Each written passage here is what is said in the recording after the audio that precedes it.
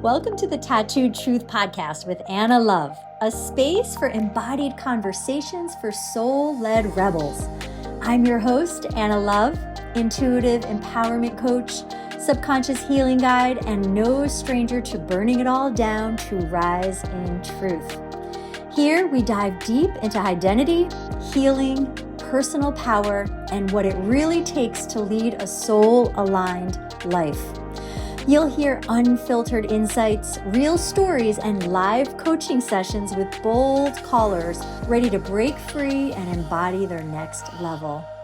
This is your invitation to reclaim your voice, rewire your patterns, and rise fully expressed. Let's get into it.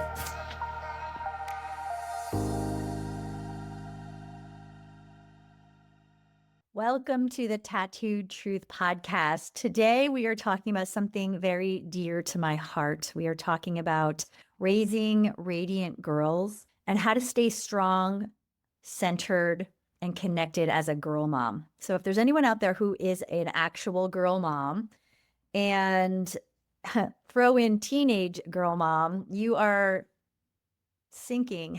No, you are swimming in the same water as I am. I was going to say you are sinking in the same waters that I am, but I'm not sinking, and neither are you. But things come up every day that have brought me to want to talk about this on this podcast, because if I'm going through it, other people are most likely going through it too. And it's very important to talk about because there's more than meets the eye. So this specific episode is for the moms who feel like they're walking a tightrope like I am, between guiding and obviously protecting, but then letting go and allowing them to be the person that they are meant to be in this world. And I've told my girls since they were little that I am their guide. I am their mentor. I am here to buffer their life, but I really want them to learn independence and to learn how to use their intuition to guide them. So that is how I have chosen to let it go, as opposed to the way I grew up, where it was a very controlling situation between my mom and I felt very controlled, and she felt like I belonged to her, like I was her possession to control. And I strongly disagree with that parenting model. So this is very much about identity work, as is everything I talk about, and who our children identify as in conjunction to being our child, and who we identify as being their parent and their role model, right? So let's look at how subconscious programming dictates how we show up as a parent, and maybe some real life stories in here too. So when we are parenting girls, especially teen girls, we really are looking at the energetics between the four of us. And there was a point years and years ago where I got our Vedic charts read and I got our human design charts read. And, something was there inside that human design chart where I realized, like, when we all bicker or when something were to happen where there was a little outburst, and I used to chase them around the house, and I don't mean chase, but I mean, I would go into their room and be like, hey, can we talk about this? And the event happened like 30 seconds ago, and they would like, shut down. And I was like, oh my God, if I don't talk about this right now, this is going to blow up into something bigger. But then what I realized is that we all have open gates. And that's something the human design chart told me. And that means that we need 5 minutes. When something happens, a disruption, we all need to scatter to different parts of the house in different rooms and have literally 5 minutes. And it is like clockwork. One of my daughters will come out of her room without being initiated. And she, after 5 minutes, it's insane how this chart was so dead on. And she will be a different person. She's back to before the event, and she'll say, I'm sorry, mom, or I love you, mom. And she'll want connection. And so that right there was groundbreaking for me. Okay. We've been doing that for probably 5 or 6 years now. But, we are, as moms, some days we're always the model. Okay. But some days we're the guide. Some days we're the therapist. Some days I feel like I'm the referee. Okay. Because my twins fight.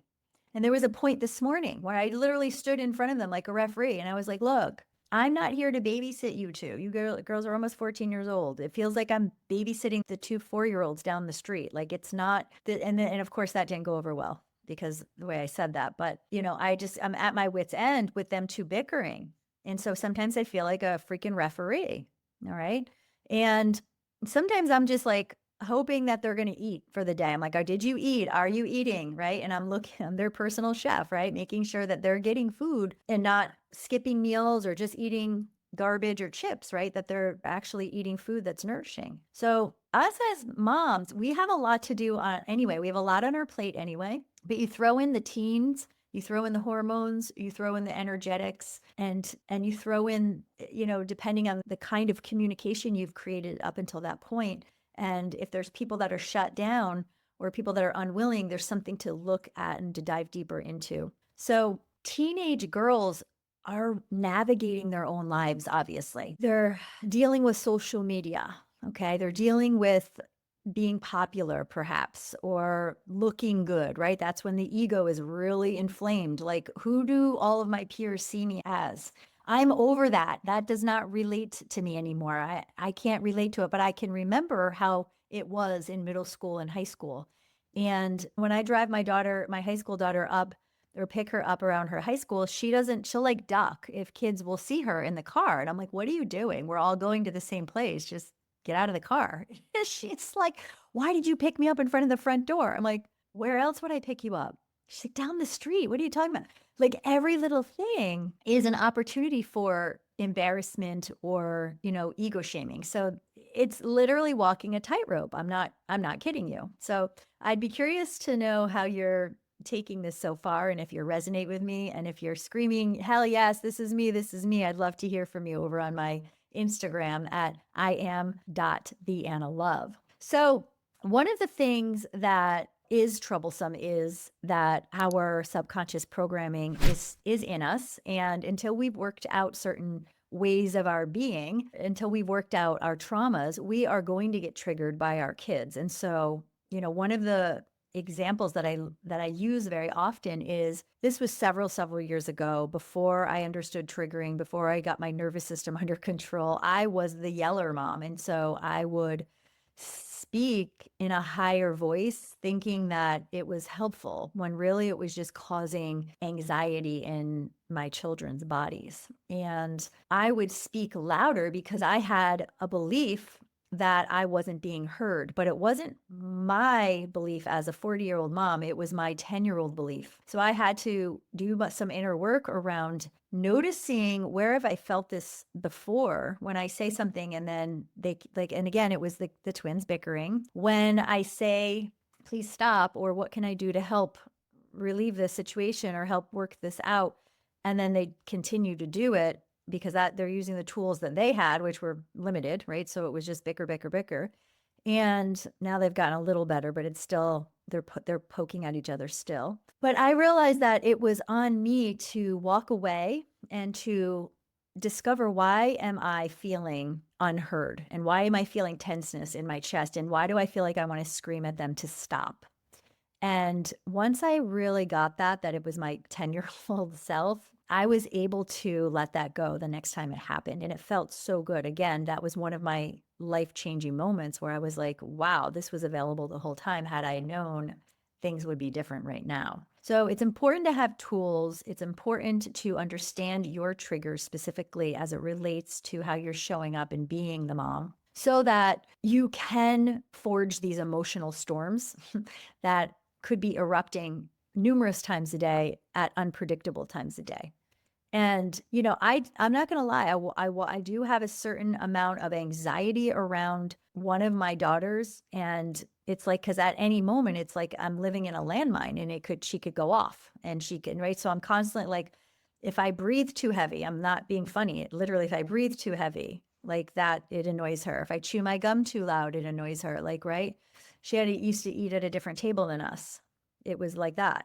So there's a part of me that's still triggered, like I feel unaccepted, right? And there's also a piece where I remember being 13 and like hating my mom and not wanting to be near her. And so when she does that behavior, I all of a sudden feel like not wanted, or, because I knew how I pushed my mom away. So really, there's all that. Okay, that was a lot. That was a lot. That was the whole episode right there, really. But I wanted, I wanted to dive deeper into what our girls are going through. And they are going through comparison. They are on social media.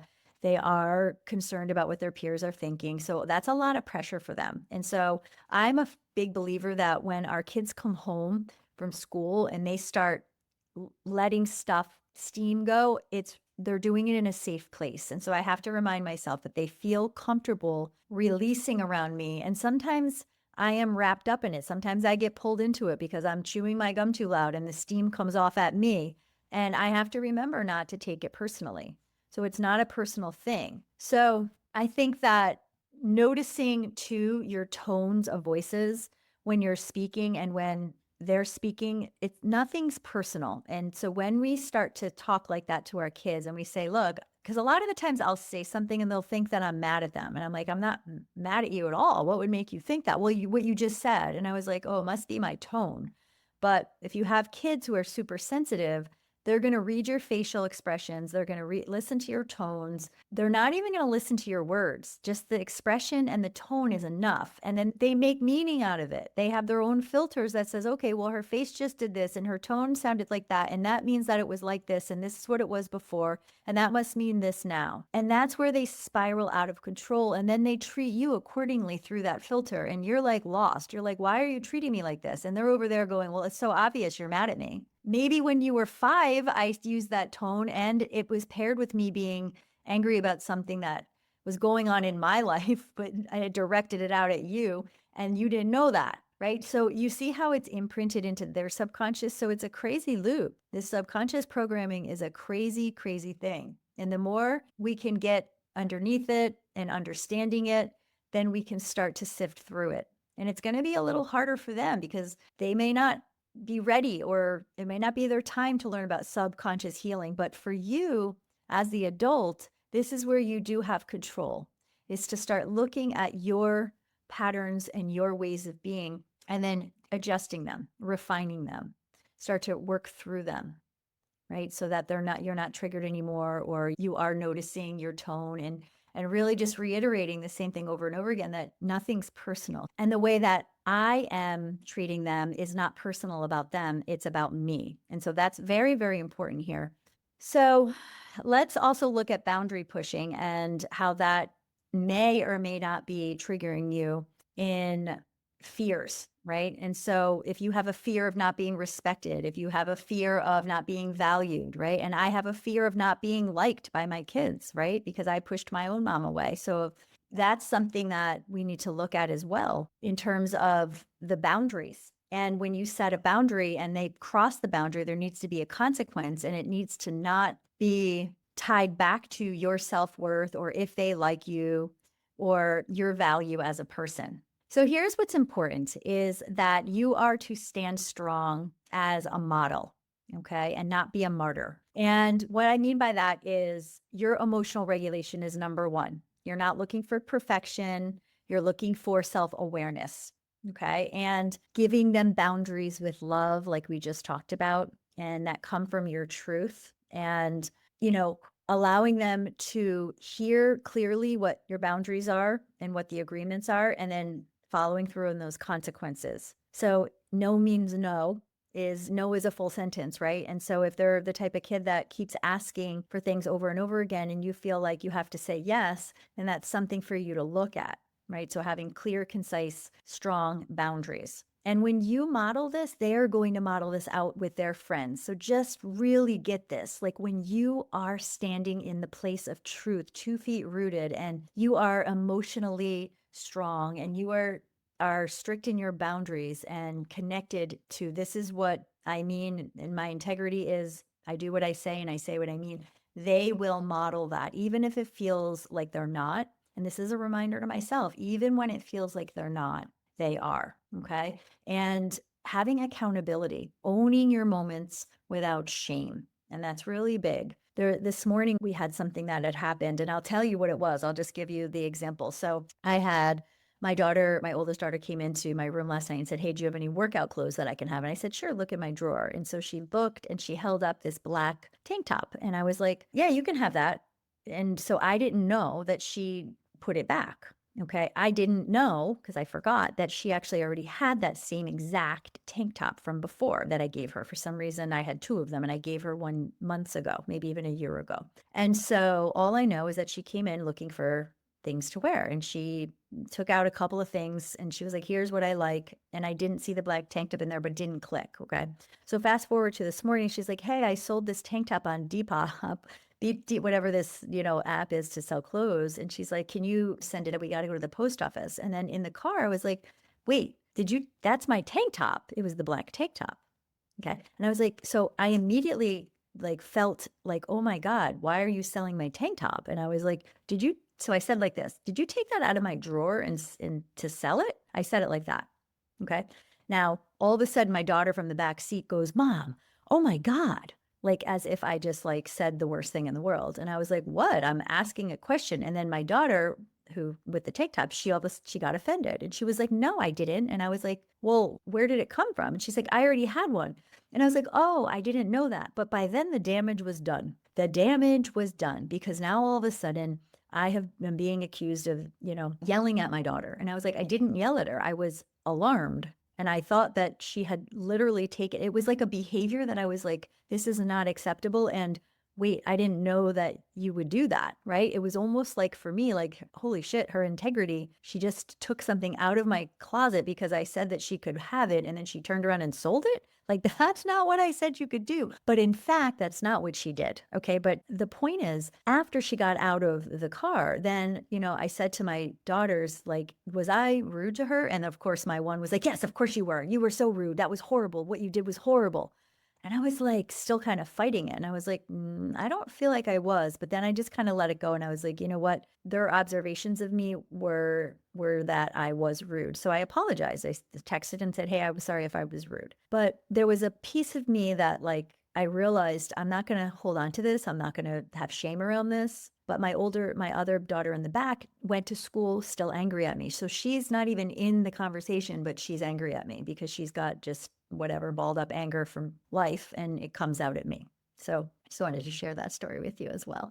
And, a couple other things here as we're redefining how to stand strong as this mom is to have authenticity, right? And letting them see me as human, letting them see you as human. You're not a superwoman, right? So you can't do all the things. You don't need to do all the things. You can ask them to do some of the things and, you can be there. They're obviously not going to get in a car and drive to the grocery store. You need to do that, but can they help in some other way? Because you do not have to do it all. Right. And showing them what self-worth looks like in action. And I think that's huge. Really, a woman who values herself, speaks in a certain way, walks in a certain way, wears clothes in a certain way. And she, her standards are very high around just feeling good and feeling like, if I'm feeling good, then other people are going to feel this energy and feel good around me. And they're going to mirror that back to me. Okay, so these are unwritten ways that we can be that our children are going to model. However we are in public, when we're talking to other people in exchanges, they're hearing all of that. So if you're talking negatively to somebody, if you're talking under your breath, if you're talking shit about someone, they're hearing that, they're seeing that. And guess what they're doing when they're at school? They're doing that. Okay, so two more. Your nervous system. That's a big one. It's something I didn't have a handle on in the past. And it's something that I feel like for the most part, I've learned how to calm my nervous system on a regular basis so that when things come up, I'm the eye of the storm. I think that's the strong part, right? Like I'm the strong one. I used to waver. So when my daughter, years and years ago, I would waver. And so when she would get dysregulated, I would get even more dysregulated and I would try to yell louder and outdo her. That did nothing good, nothing good. So now it's all about when I stand still, they can spin out of control and then they will come back like a top. They will fall at some point and I will be there for them and I will still be regulated. And that number, if I could just say one thing about this whole entire podcast is that stay regulated. Learn how to regulate your nervous system so that you can be the strong one of the two or of the three or of the four people in your family. And, this is also goes into it. This very last one is detachment with compassion. Okay. So being able to hold space for them without absorbing their emotions. And I used to absorb it. I would eat, sleep, and drink it. I was carrying it in my body. There was a couple of years where I couldn't walk. And why? Because I was absorbing what was going on with my girls. We were going through a divorce, and I was like, this is my fault. I have guilt. I have shame. I'm messing them up. And it was manifesting in my body as pain. So learning how to detach from that is really key, right? To keeping yourself feeling sane and feeling like you are in control of you. Okay. So hopefully this helps. I am loving doing these podcasts. I'd love to hear more from you. So come find me on Instagram. And I just want to leave you with this. Being a girl mom is a sacred duty, right? It's a sacred commitment and connection. It's a sacred assignment. Okay. So I believe that our girls came to us so that we could be the portal for them to come into this world. And we are just that. We are the portal and we are the support system from them. So be the model, be the energy of which you want them to be, and they will, absorb that one way or the other. And you're not meant to get it perfect. Okay, there's no such thing as perfect anyway. You're meant to grow and expand and evolve. And if we can do that for ourselves, our daughters will sure as hell learn to do that for themselves. So this has been great. Take care. I'll talk to you next time. Thanks for tuning in to the Tattooed Truth Podcast. If this episode lit something up in you, don't keep it to yourself. Share it, leave a review, and make sure you're subscribed so you never miss a truth bomb. If you're craving deeper support, guided healing, or a space to reclaim your voice and power, check the show notes for ways to work with me. Remember, your truth is not too loud, too bold, or too much. It's exactly what this world needs. Keep showing up, stay wild, stay true. I'll see you next time.